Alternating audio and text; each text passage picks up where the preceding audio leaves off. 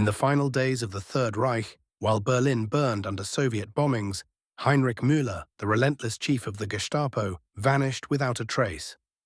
Neither corpse nor grave nor reliable witnesses remained. His name stayed floating among rumors of secret pacts, hidden files, and espionage networks in the midst of the Cold War. Thus was born the myth of the man without a shadow, an uncomfortable ghost that more than half a century later still embodies the mystery of lost justice, the ghost of Berlin. The name of Heinrich Müller crossed like a spectre throughout the second half of the 20th century, filled with silences and suspicions. He was last seen in the spring of 1945, when the Third Reich was collapsing under Soviet bombings and the corridors of the Führerbunker were turning into an underground mausoleum. The official version said that he had died in the streets of Berlin, wrapped in the final combats, but each later investigation only corroded that certainty.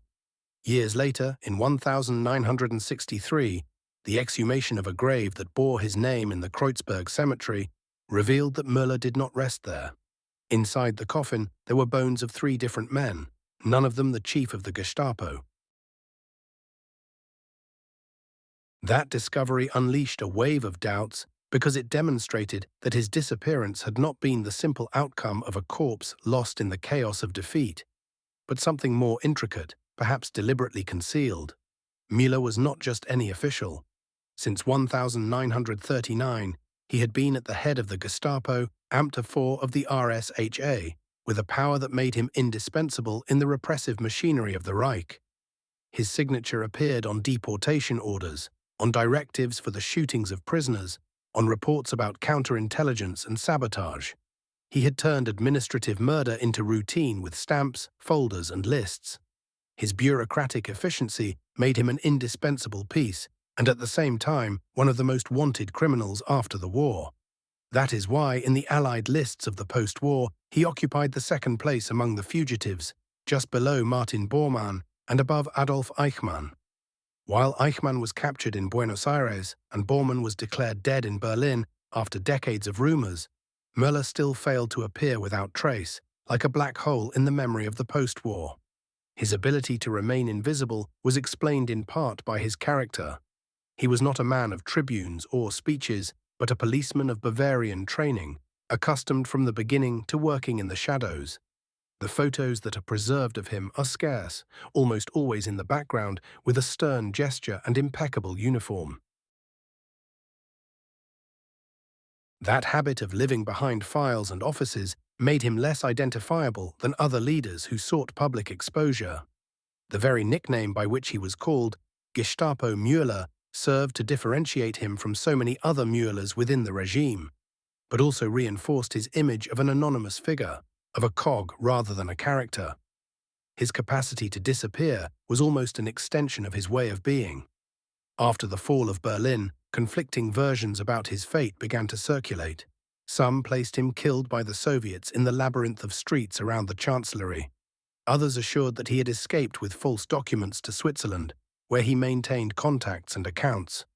The rumors multiplied that he had died in the basement of the Reich, that he had fled disguised as a common soldier, that he had crossed clandestinely into Tyrol. Each version was reinforced by the absence of proof, because there was no corpse, nor belongings, nor witnesses who could certify with certainty what had happened in those days. As the Cold War settled, the mystery acquired another dimension. The figure of Müller became an object of competition among powers. His knowledge of Soviet intelligence, of the agent network known as the Red Orchestra, of the counter-espionage techniques that he had perfected in the Gestapo, made him a coveted piece. On one side, persistent rumors circulated that he had been recruited by the Soviets and transferred to Moscow, where he would have worked for the NKVD. The accusation was no small matter. It meant that the man who had directed the Nazi secret police could have become an advisor to his former enemies. On the other side, scattered reports suggested that he had ended up in the hands of the Americans, absorbed by the network of Reinhard Gehlen, the organization that the CIA used to exploit former Nazi agents in the struggle against communism. In that crossing of hypotheses, the myth of Müller was nourished. What for some was proof of his cunning to survive, For others was the confirmation that justice had been sacrificed in the name of politics.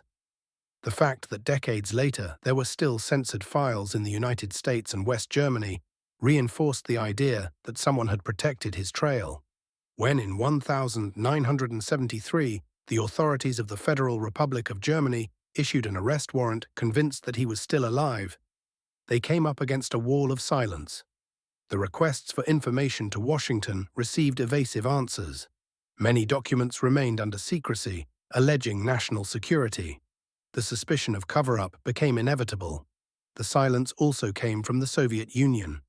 In the years of greatest tension of the Cold War, Moscow had no interest in recognizing the presence of former Nazi leaders in its apparatus. If Müller had really ended up in the Eastern Bloc, it would never be revealed. And if he had not, the mystery served to sow doubts about the honesty of the opposite side. Meanwhile, the figure of the chief of the Gestapo remained relegated to a limbo, a disappeared man whose name continued to appear in the official wanted lists without anyone being able to show a conclusive clue.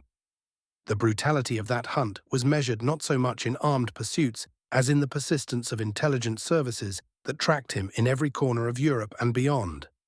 Reports arrived from South America, where he was confused with the escape routes of other Nazis.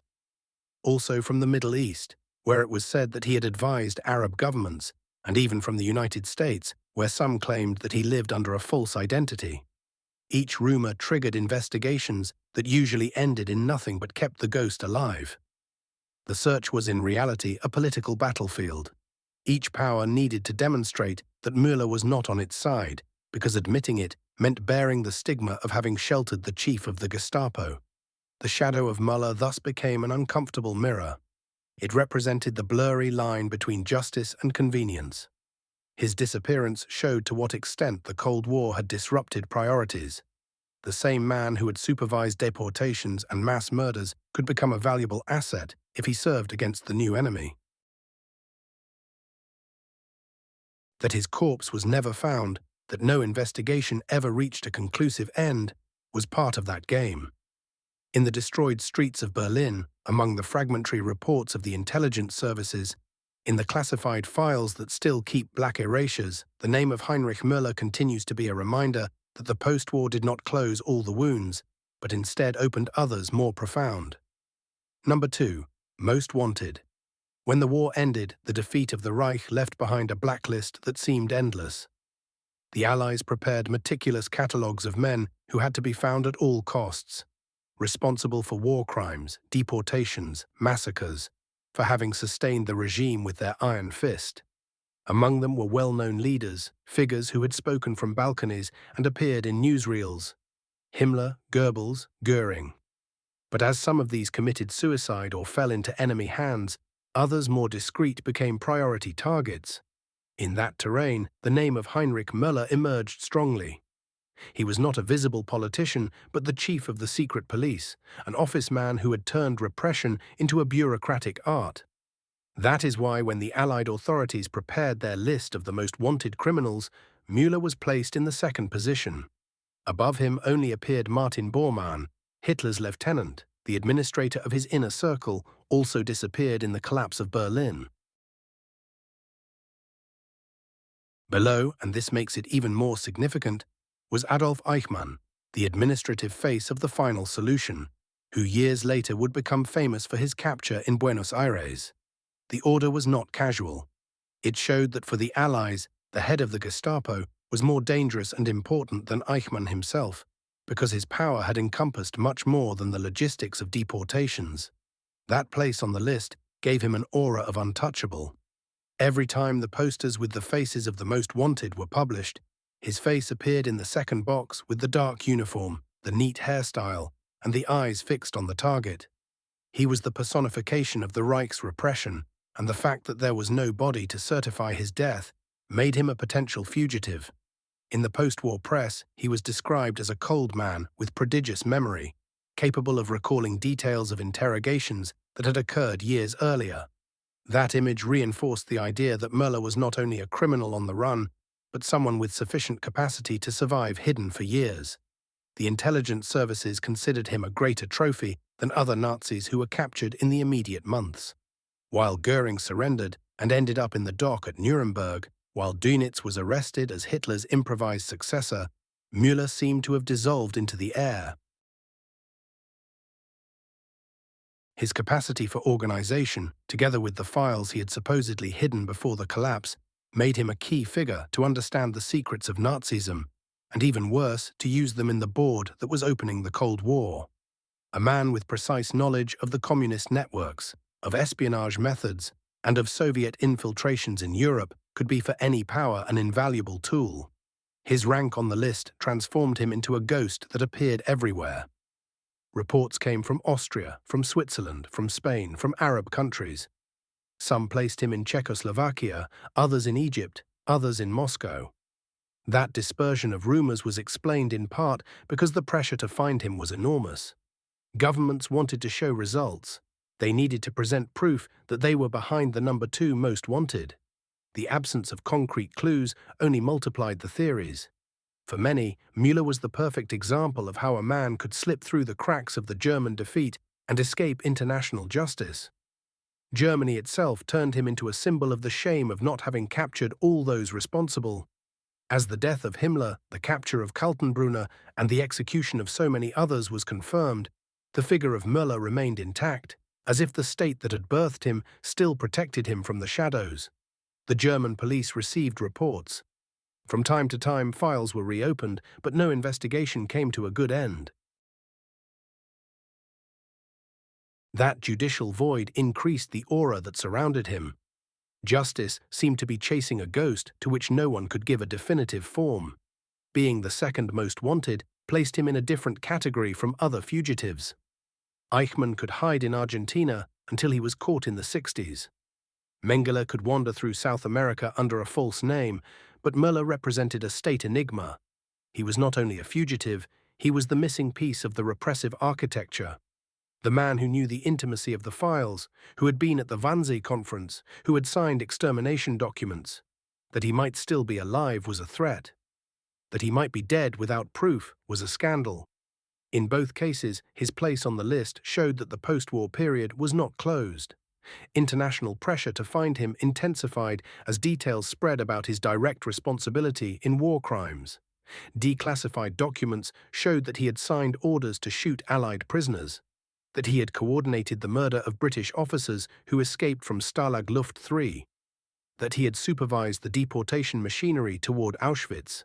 His figure, until then grey and administrative, became the face of impunity. The prosecutors who prepared trials in Nuremberg mentioned him frequently, not because they expected to see him in the dock, but because they knew that his name, floating absent, reinforced the idea that justice had to be relentless with those who were present. Fate wanted that, unlike Bormann and Eichmann, a final chapter could never be written about Müller. His place on the list remained as an open wound for decades. The Allies sought him to display him as a trophy, the Germans to close their accounts with the past, the Soviets and Americans to exploit him if possible. That conjunction of interests turned the head of the Gestapo into an eternal fugitive, more powerful by his absence than by his presence. His name, always in the second place of the most wanted, reminded everyone that there was an enemy who had slipped through the rubble of Berlin, and who could still be alive somewhere in the world, protected by those who preferred to take advantage of his secrets rather than bring him to justice. The Gestapo in shadows, Müller and the low profile. Heinrich Müller was not a charismatic orator, nor a known face in the newsreels of the Reich. Unlike Himmler, who paraded with his pseudo-mystical speeches about the Black Order, or Goebbels, who fed on contact with the crowds, Müller chose silence as a method of power. His career had trained him in the Bavarian police, where he learned that discretion was a weapon as lethal as the pistol. When he became chief of the Gestapo in 1939, he transferred that same logic to the pinnacle of repression, to remain in the shadows, to let others show their faces while he organized the mechanisms that moved terror. That deliberate choice of a low profile made him an enigmatic character even to his contemporaries. There are hardly any photographs of him, In most, he appears rigid with the impeccable uniform, but always as part of a group in the background, almost never at the center of the image. He did not seek light, but rather the penumbra. In the corridors of the RSHA, he was known as a tireless worker with prodigious memory, capable of recalling complete files without needing to consult them. His authority did not come from harangues or theatrical gestures, but from the bureaucratic precision with which he directed interrogations, issued orders, and supervised deportations. That way of being present without exposing himself was reflected in his signature. Documents that meant death for hundreds of people bore the dry stroke of IV Müller, abbreviation of in Vollmacht, as if it were just another procedure. He never added words, never adorned the paper. He was the invisible hand behind the machinery.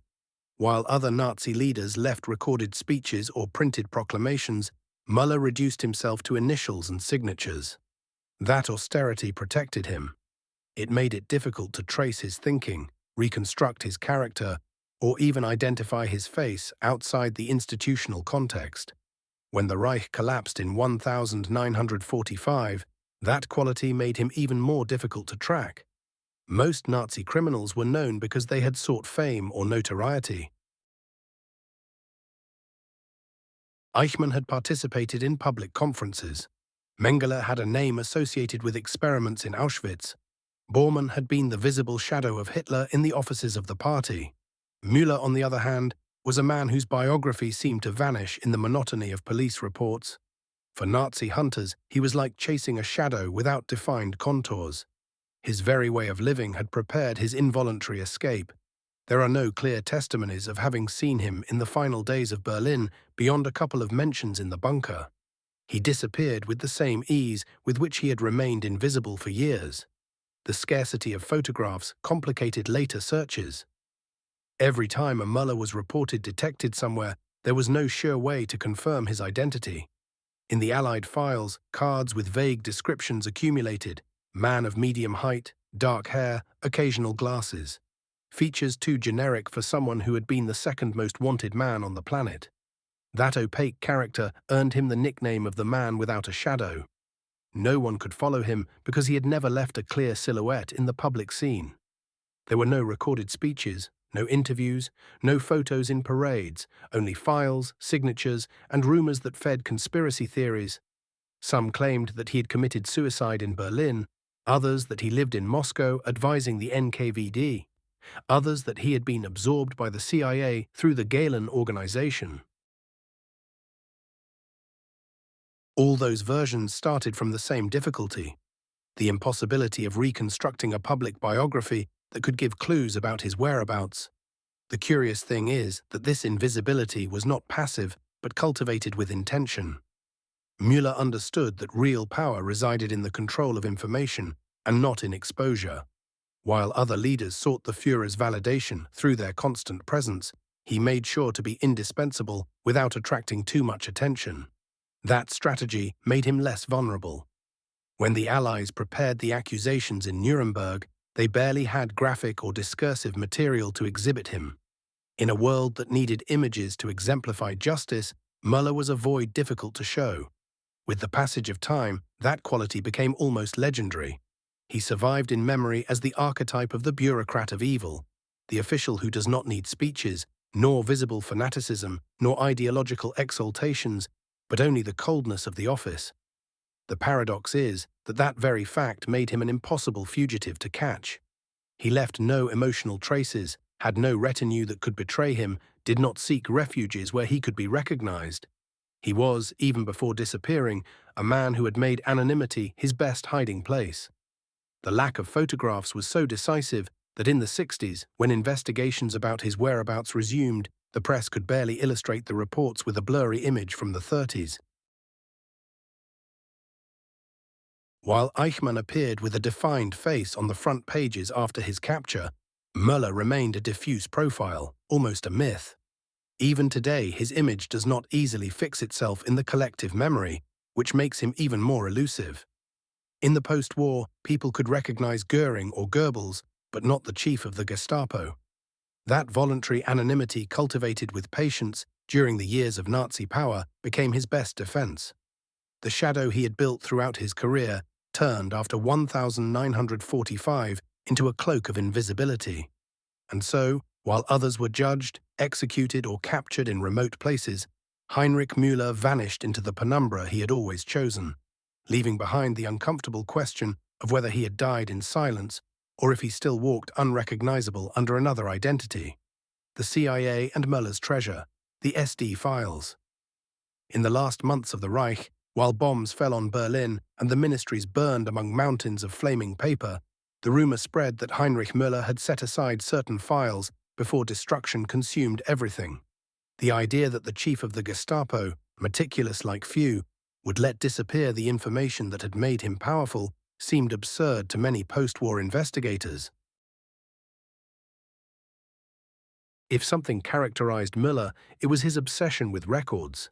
Every interrogation, every surveillance report, every list of informants passed through his desk and was recorded in folders that piled up in the basement of Prinz Albrechtstrasse. That is why, when he was spoken of after 1945, not only was the missing man mentioned, but also the impossible documents that he had supposedly rescued. The rumors were so insistent that they soon became part of his legend. Some witnesses claimed that Müller had given orders to separate certain boxes before the systematic burning of files began. Others affirmed that he had copies kept in safe houses, even outside Germany. The truth is that no one could ever prove it with evidence, but the possibility was so believable that the intelligence services did not stop pursuing it. Those papers could contain lethal secrets, identities of double agents, spy networks in Europe, details of covert operations that had cost the lives of hundreds of opponents. The most widespread hypothesis maintained that part of those files had ended up in Switzerland. Müller maintained contacts with bankers and businessmen who served him as financial intermediaries, and some investigators believed that he had used those connections to send sensitive documents to Geneva or Zurich, along with funds destined for a possible exile. In the post-war period, versions circulated that folders with the Gestapo seal had appeared in private Swiss offices, discreetly offered to foreign buyers. None of that could be confirmed in court, but the echoes were enough to shape the suspicion that Müller had turned information into currency for survival. That idea intensified with the arrival of the Cold War. The papers that Müller would have saved were of as much or more interest than his person. In them could be found, they said, data about the Red Orchestra, the Soviet espionage network that had operated in the heart of Germany during the war, as well as reports on communist infiltrations in neutral countries. With that knowledge, any intelligence service could get ahead of the adversary. Both the KGB and the CIA had interest in obtaining them. And there arose the dilemma. If Müller had negotiated his impunity by handing over those documents, his silence and his disappearance could be deliberately protected. The testimonies of some former RSHA officials reinforced the theory. A subordinate declared in 1947 that Müller always carried a closed briefcase with him. Even in the most chaotic days of April of 45, he did not allow anyone to inspect it. No one ever knew what it contained, but the memory of that briefcase became one more piece of the puzzle. Were they orders for the last defenders of Berlin? Or were they lists of agents, proof of covert operations that later would have served him to negotiate with whoever was willing to offer him refuge? Speculation became more intense when supposed fragments of those files began to appear in Western reports. Investigators pointed out coincidences between Nazi counter-espionage data and documents used by American intelligence in the 50s. Others believed they recognized German seals in papers seized from Soviet defectors. Nothing was conclusive, but the simple fact that versions of that kind circulated suggested that in some way Müller's information had survived and had changed hands. For the Nazi hunters, the possibility that Müller kept files was doubly disturbing. Not only did it imply that he could guarantee his own protection, but that he could also blackmail those who sheltered him. He knew too much, and those secrets could compromise entire governments. At a time when the line between executioners and allies blurred with ex-Nazis, integrated into Western intelligence through Reinhard Gehlen's network, having Müller as the holder of uncomfortable information was an enormous risk. The myth of the files grew to the point of becoming a recurring explanation for everything unknown. If Müller's body was not found, it was because someone protected him in exchange for papers. If the Gestapo documents did not appear complete, it was because they had been sold or exchanged in secret. If governments refused to declassify certain reports, it was because in them was the proof of that pact. The absence of solid evidence became paradoxically the food of suspicion. In West Germany, prosecutors and judges reopened several times the search for Müller with the hope of finding those documents. In 1967, when some CIA reports were declassified, the German press asked if there might not be traces of Müller in them. The evasive answers reinforced the idea that more than a fugitive, he was a hidden asset. The rumors that he had lived in Switzerland, protected by financial contacts, intersected with the hypothesis that he had been in Moscow handing those same papers to the Soviets. The result was always the same, a web of contradictions where no one could close the story. The symbolic weight of those files was enormous. In them was condensed the nucleus of Müller's power, information as a tool of control. Just as in life he had used records to subjugate millions of people, in the post-war period he could use them to keep himself out of the reach of justice. The mere possibility that they existed and were hidden in some vault or distributed in secret envelopes among rival agencies reinforced the ghostly character of his figure. Heinrich Müller was not only a disappeared man, he was also the guardian of invisible papers that could explain both his fate and the silence that surrounded him for decades. Müller, the new mole of the KGB. In the years after 1945, the name of Heinrich Müller began to revolve around a dichotomy that seemed taken from a spy novel. Had he fled to the East to serve the Soviet Union, or had he ended up at the service of the United States on the new board of the Cold War? That question was not trivial because Müller was not just any Nazi. He had directed the Gestapo, knew the intricacies of the Red Orchestra, the network of communist spies that operated in the heart of Germany, and had participated in counterintelligence operations whose echo was still felt. His disappearance was the perfect breeding ground for theories to multiply. From the first months of the post-war, versions circulated that placed him in Moscow. Some defectors from the Eastern Bloc claimed to have seen him in NKVD facilities, integrated as a counselor in security matters. It was said that his knowledge of police structures, of methods of infiltration and torture, was too valuable for the Soviets to let him escape. Walter Schellenberg, chief of foreign intelligence of the RSHA, hinted shortly before dying that Müller had been absorbed by the Russians. His testimony, although ambiguous, reinforced the narrative that the chief of the Gestapo had become a sort of trophy of the Kremlin. The idea seemed plausible. The Soviets had captured dozens of Nazi officers in Berlin and used them as bargaining pieces. That Müller was among them seemed logical. But soon the opposite version appeared, woven in the corridors of Washington. The Gehlen organization, created by General Reinhard Gehlen, former chief of German military intelligence on the Eastern Front, began working with the CIA. In that context, it was rumored that Müller had been secretly recruited, protected under a false identity, and that he collaborated in the hunt for Soviet spies in Western Europe. The hypothesis was disturbing. It meant that the United States had offered refuge to the man who embodied Nazi repression. However, the logic of the Cold War made it plausible. If Gehlen and his men, many with dark pasts, could become allies, why not Müller? With his mental archive of communist networks and his experience in police control. Defenders of this version pointed to silences too convenient. Every time German prosecutors asked the United States for information about Müller, they received evasive answers. Documents that could clarify his fate remained redacted or classified for reasons of national security. That secrecy fed the suspicion that the CIA had integrated him into its operations. In the mid-50s, rumors even circulated that he lived on a United States military base, under another name, training agents in interrogation techniques.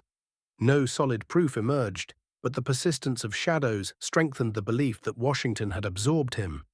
The struggle of theories became a reflection of the Cold War itself. For the Westerners, it was convenient to insinuate that Müller was in Moscow turned into a servant of the Red enemy. For the Soviets, it was useful to spread the opposite idea, that Müller collaborated with the Americans, proving the hypocrisy of Washington's anti-Nazi discourse. On both sides, Müller was a ghost that served as a propaganda weapon. No one wanted to recognize him officially, but everyone benefited from his absence. The truth is that his figure fit in both scenarios. In Moscow, he would have been a valuable advisor to consolidate the internal control systems that Stalin was already applying. In Washington, he would have served as an expert in counterinsurgency and espionage at a time when the fear of communism was total. His knowledge of clandestine communist networks in Central Europe was of a caliber that few could match. That double usefulness explained why neither version could be completely discarded. Official investigations never managed to settle the dilemma.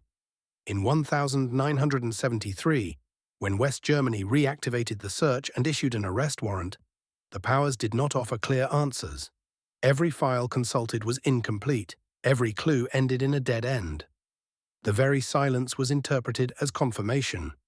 If Müller was dead in Berlin, why so much secrecy? The hypothesis that he had negotiated his survival, handing over information or files in exchange for refuge, became almost a consensus. What no one could determine was in which direction that pact had been. At this point, the legend fed on contradictions. Those who placed him in Moscow spoke of his pragmatism. Müller had demonstrated loyalty only to his work, not to an ideology, and that would have made him useful to Stalin. Those who imagined him in the hands of the CIA relied on his hatred of communism, cultivated since his time in the Bavarian police, and on the precedent of other Nazis recycled as Western informants. In both accounts, what stood out was his capacity for adaptation, that coldness that had made him survive at the top of Nazi terror. In the end, the figure of Müller remained split in two, trapped between Moscow and Langley, between the Soviet archive and the classified United States document. The official story never gave a definitive answer, and in that ambiguity, his myth was built.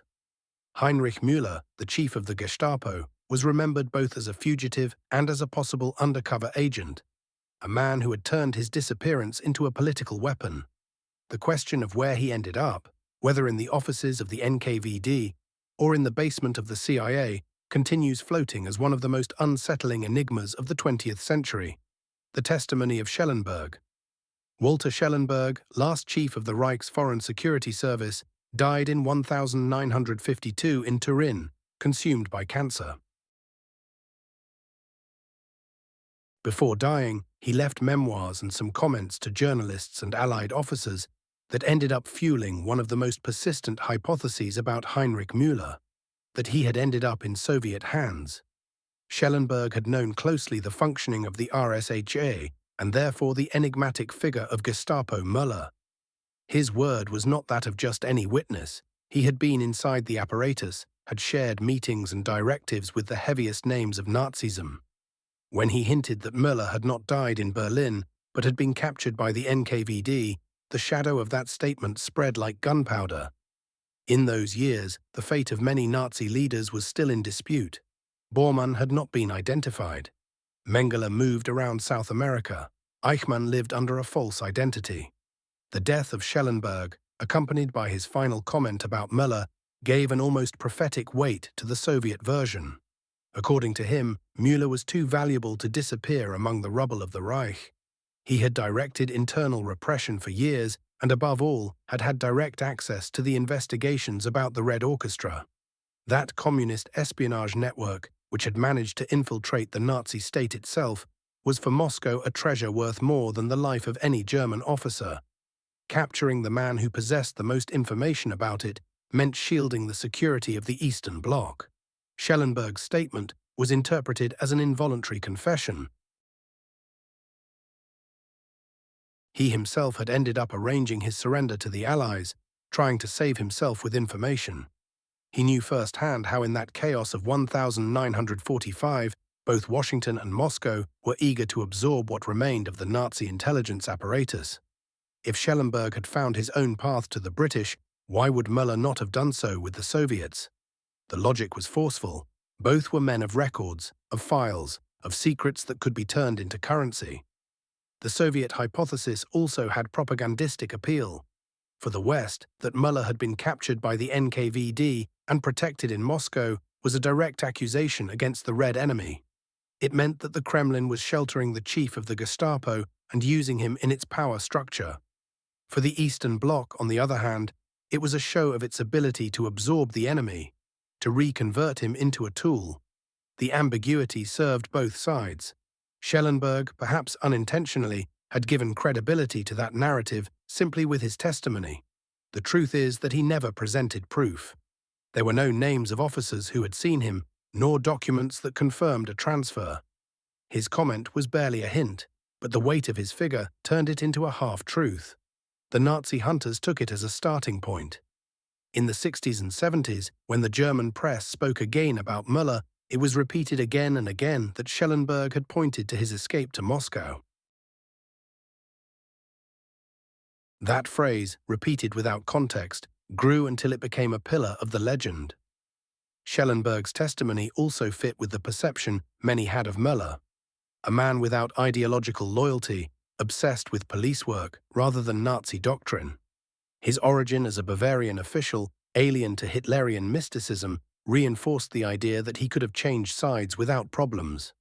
If he had served Hitler efficiently, he could also serve Stalin with the same coldness. Schellenberg's insinuation only gave shape to that suspicion. For post-war investigators, the problem was that every word of Schellenberg was tinged with interests. His memoirs sought to justify his own decisions, soften his role in the machinery of terror, and present himself as a pragmatic man trapped in circumstances. To speak of Müller as a prisoner of the NKVD perhaps served to shift suspicions, to point to another, and incidentally to give his own contacts in the West one more argument against the Soviet enemy. However, the rumor was too juicy to be discarded. Over time, that confession became part of the Müller file. Every time a new document about his disappearance appeared, Schellenberg's words were remembered. Thus, what had begun as a phrase launched on the deathbed of a Nazi leader was transformed into one of the pillars of the Soviet theory. Müller, the chief of the Gestapo, would have crossed from the shadows of Berlin to the offices of Moscow, protected by those who had been his enemies in the war. The most disturbing thing was that this hypothesis was never refuted with force. No one found his corpse in Berlin. No one presented proof of his flight to the West. The silence of the Soviet archives, added to the classification of documents in the United States, kept the suspicion alive. And in the center of everything, like an echo repeated without end, was the voice of Schellenberg confirming before dying that Müller had changed sides. The hunt in the archives. In 1973, almost 3 decades after the fall of Berlin, the name of Heinrich Müller once again emerged forcefully from the dusty basement of German justice. By then, many of the great Nazi leaders were dead, imprisoned, or had been judged. Eichmann had been kidnapped in Buenos Aires and executed in Jerusalem in 1962. Bormann had been confirmed dead thanks to forensic evidence found in Berlin. Himmler, Goebbels, and Göring were already historical corpses, but Müller, the chief of the Gestapo, was still a ghost. The prosecution of West Germany decided that the only way to close that wound was to officially reopen his search and issue a new international arrest warrant. That gesture had enormous symbolic force. It placed Müller almost 30 years later at the center of the stage. It meant that the Federal Republic of Germany recognized that the man who had directed the most brutal repression of the Reich could not be buried in oblivion just because his body never appeared. The order was clear. He was sought alive as a fugitive, and any authority had to arrest him if the opportunity arose. It was also a message for public opinion. Germany was not going to tolerate that the shadow of Müller became synonymous with impunity. The problem began when that order collided against the invisible walls of the great powers. The German prosecution requested information from the United States about Müller, convinced that the CIA archives contained relevant data. What they received were evasive answers, incomplete documents, pages blacked out with ink, references suppressed under the formula of national security.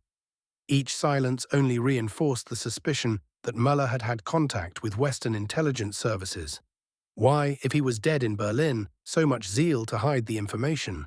The same pattern was repeated with the Soviet Union. The German authorities asked Moscow for cooperation, which denied having him in its custody, but never provided proof of his death. The Soviet silence was as dense as the American one. Neither side was willing to open its intelligence archives, and Müller consequently still had no clear fate. For the prosecutors, that was exasperating. They needed certainties, but only received shadows.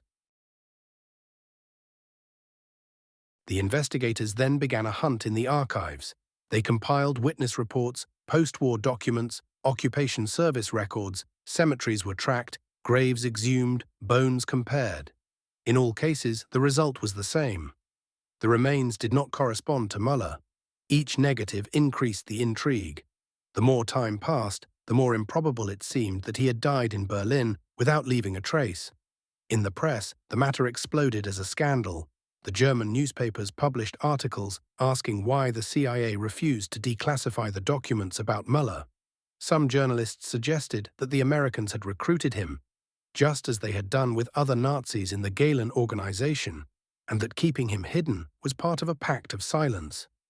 The hypothesis was disturbing, but it was sustained in the logic of the Cold War. Müller had held in his hands vital information about communist networks, and that made him too valuable an asset to be discarded.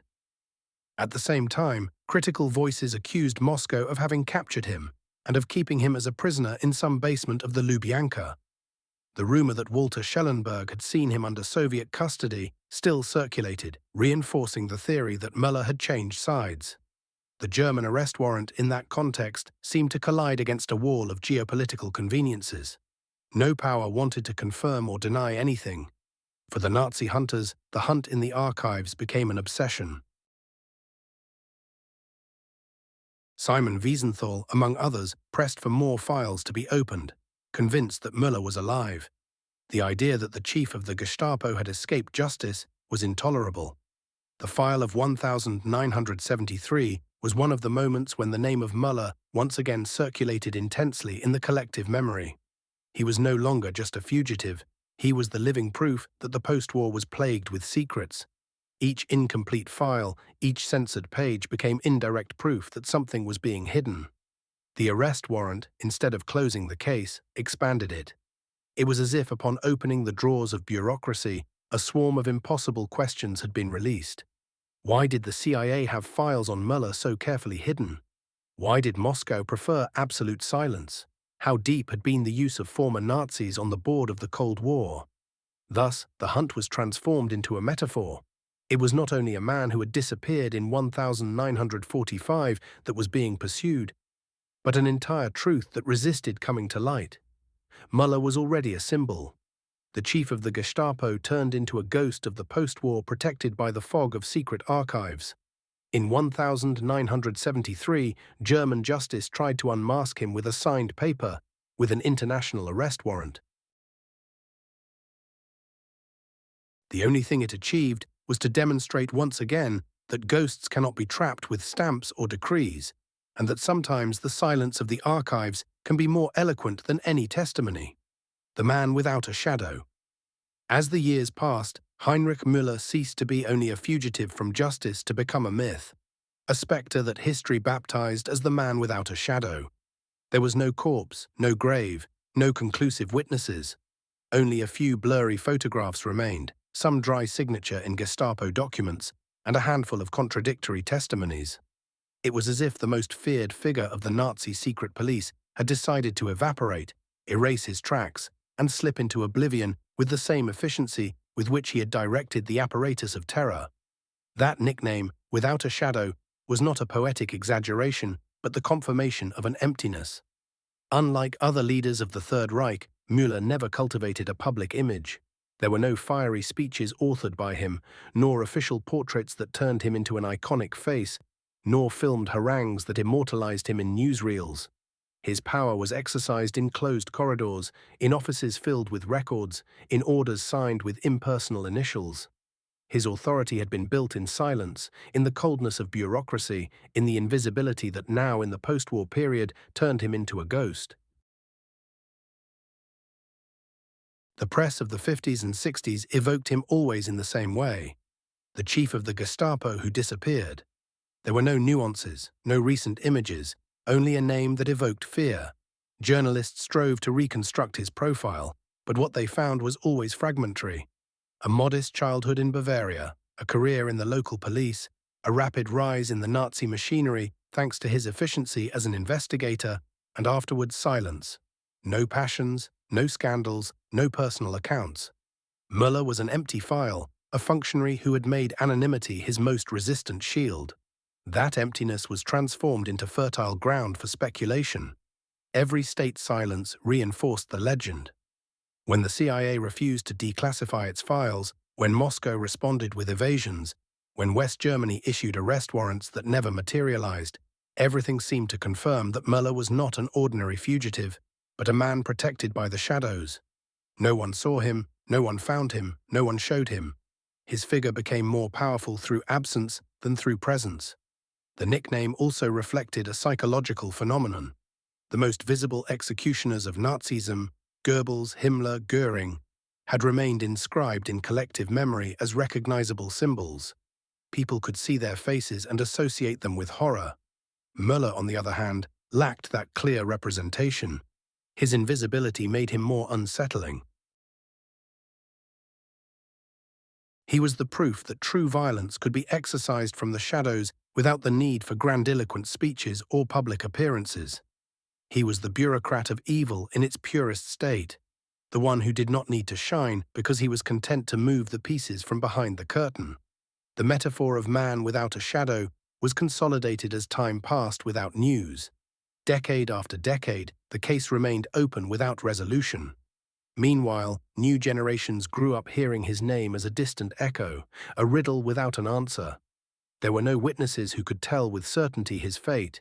Every rumor that he had been seen in Moscow, in Switzerland, or in an American base, instead of clarifying, increased the haze. His life after 1945 was like a stage lit by intermittent spotlights where his figure never appeared. The strength of the myth lay not only in physical disappearance, but in what it symbolized. Müller represented the border between justice and politics, between the need to clarify and the interest to conceal. His absent shadow reminded that in the post-war period, there were secrets more valuable than transparency, and that some men could disappear from the map in exchange for what they knew. His condition of without a shadow was not only a personal destiny, it was a symptom of how the Cold War turned truth into merchandise and memory into a battlefield. And thus, while other Nazis were captured, judged, or discovered in exotic corners, Müller continued inhabiting the territory of the invisible. A name, a signature, an absence. A man who never allowed the light to trap him, and who, for that very reason, became the most unsettling figure of the post-war period. The chief of the Gestapo, who never cast a shadow. The pressure of the Cold War.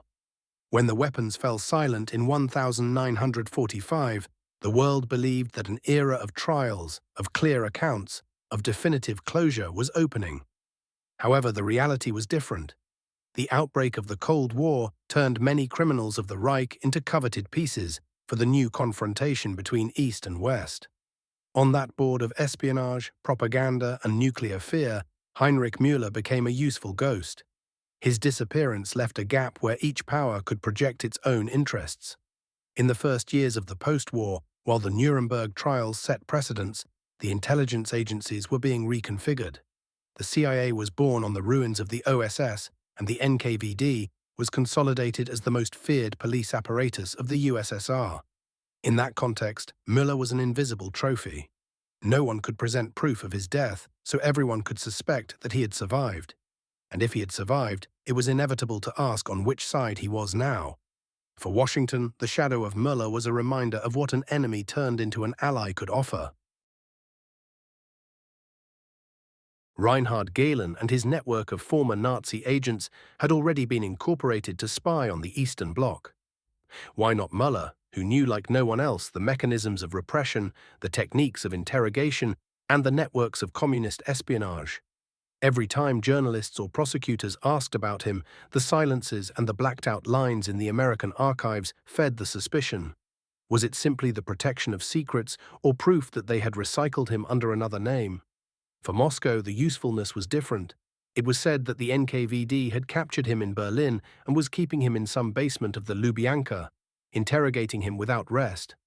Müller knew too much about the Red Orchestra, that network of Soviet spies that had managed to infiltrate Nazi Germany and survived the purges. To have him in their hands meant not only avenging an enemy, but shielding their future operations. In the rumors that circulated in the West, Müller appeared as Stalin's secret advisor, contributing to the perfection of the Soviet repressive system. The disturbing thing was that both versions served the propaganda of each bloc. For the West, spreading that Müller was in Moscow demonstrated the immorality of communism, capable of embracing the chief of the Gestapo. For the Soviets, suggesting that he lived protected by the United States served to accuse Washington of hypocrisy. The same ones who spoke of justice were harboring Nazi executioners. Thus, the figure of Müller became a political weapon, a myth molded by the pressure of the new global conflict.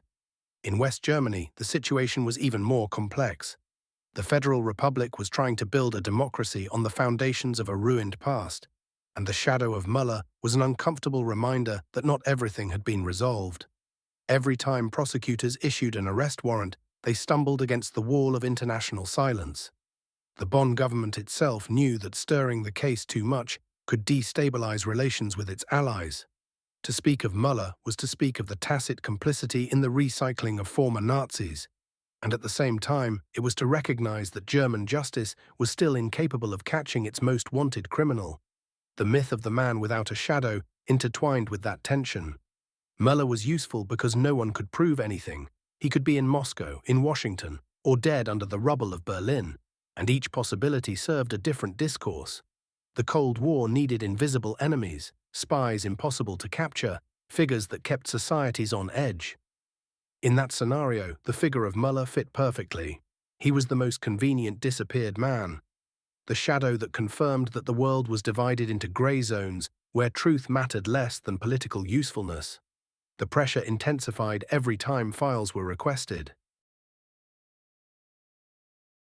In the 70s, when the arrest warrant was renewed, the CIA refused to declassify documents, alleging national security. That argument was enough to feed the suspicion that Müller had been integrated into clandestine operations. The same occurred in the Soviet bloc. Moscow's silence was so absolute that it was suspicious. If he had died in Berlin, why not present definitive proof? The secrecy of both sides only added layers of mystery to an already dense case. The Cold War thus turned Müller into a kind of symbol of the price of geopolitics. The chief of the Gestapo, responsible for atrocious crimes, could have ended up protected not out of loyalty, but out of convenience. In a polarized world, where intelligence was more valuable than justice, his fate remained suspended in an untouchable zone. The pressure was not exerted only on his search, but on truth itself. Each power shaped his disappearance according to its interests, and justice was relegated to a second plane. Decades later, when German historians reviewed the case, they always reached the same conclusion. The Cold War had buried any possibility of clarifying his whereabouts. It did not matter so much whether he was alive or dead, but the fact that his name had been manipulated as a political tool. Heinrich Müller had ceased to be a man to become a shadow projected between Washington and Moscow, a reminder that truth was another victim of that global confrontation, the uncomfortable legacy. The story of Heinrich Müller did not end in the ruins of Berlin, nor in the basement of the Gestapo that he himself had directed. His absence, more than his life, became an uncomfortable legacy that spanned generations. Decades after 1945, when the world had already seen walls fall, new powers emerge, and global politics transform, Müller's name still resonated as an unanswered question. It was the demonstration that the Nazi past did not close abruptly, but remained open in poorly stitched scars, where some executioners were lost among the bureaucracy of the post-war period and the convenience of the Cold War. That legacy was uncomfortable in the first place for Germany. The Federal Republic needed to build a narrative of justice to demonstrate that the new state would not repeat the crimes of the past. But the more it consolidated itself as a Western democracy, the heavier weighed the shadow of the never-captured chief of the Gestapo. Each anniversary of the end of the war, each commemoration of Nuremberg, his name resurfaced like a stain impossible to erase. Germany could show itself as a country reconciled with democracy, but Müller's escape reminded that the ghosts of the Reich still wandered without being held accountable. The legacy was also uncomfortable for the victorious powers. The United States and the Soviet Union had built their image as guardians of the free world, or of just socialism, upon the defeat of Nazism. But the Müller case suggested the opposite, that in the name of politics, justice could be silenced. If he had ended up in Moscow, it meant that the Kremlin had harbored an executioner in exchange for information. If he had ended up in the hands of the CIA, it meant that Washington had recycled the chief of the Gestapo as a cog in its struggle against communism. In both scenarios, morality was overshadowed by convenience. The uncomfortable thing about Müller was not only that he disappeared, but that he did so as one of the most wanted men on the planet. He was not a minor officer, a field doctor, or a secondary bureaucrat. He was the director of the secret police, responsible for thousands of murders, the administrative brain behind deportations and political repression. His absence in the Nuremberg trials was a void that could never be filled. Each defendant could point upward and say, "I followed orders." But the one who signed those orders, the one who organized that repression, never sat in the dock. With the passage of time, Müller's figure became a metaphor for the pact of silence that surrounded so many war crimes. In both East and West, his name served as a reminder that there were executioners who managed to negotiate with their past, who hid behind classified documents, or who were protected by interests that surpassed any notion of justice. It was uncomfortable because it pointed to a collective wound, that of societies that proclaimed never to forget, but that in reality were willing to look the other way if information or convenience demanded it. The legacy also extended toward the memory of the victims. For the survivors of repression, knowing that Müller never faced a tribunal was an affront. The man who had ordered tortures, summary executions, deportations, had vanished without leaving a trace. The symbolic justice of the Nuremberg trials seemed incomplete as long as his name kept floating in the wanted lists. Each crossed-out archive page, each refusal to declassify documents was a way of prolonging his power beyond death. In post-war culture, Müller embodied the figure of the perfect criminal, not because his crimes were impeccable, but because he had managed to disappear from the stage. While other Nazis were associated with concrete images, the suicide of Himmler, the gallows of Nuremberg, the capture of Eichmann, Müller represented the indeterminate. That indeterminacy made him more unsettling. He was the proof that evil could survive in silence, without a face, without punishment. The uncomfortable legacy is perceived even today in the way his case continues generating investigations, documentaries, hypotheses. Müller is not remembered only as a Nazi leader, but as a symbol of impunity. His unknown fate is an open wound that exposes the limitations of international justice. It demonstrates that history is not always written with clear endings, and that the greatest crimes can dissolve into the grey of political interests. The most disturbing thing about his legacy is that his disappearance was not only an individual escape, but a reflection of a system. Müller embodies the dark zone where justice and power intersect and cancel each other out. His figure reminds that Nazism did not end in 1945 in a clean way, but infiltrated the new war, taking advantage of its networks, its information, and the moral ambiguity of a divided world. In that uncomfortable continuity, the chief of the Gestapo continues to be, even today, a reminder of what happens when truth becomes negotiable and memory is sacrificed in the name of convenience.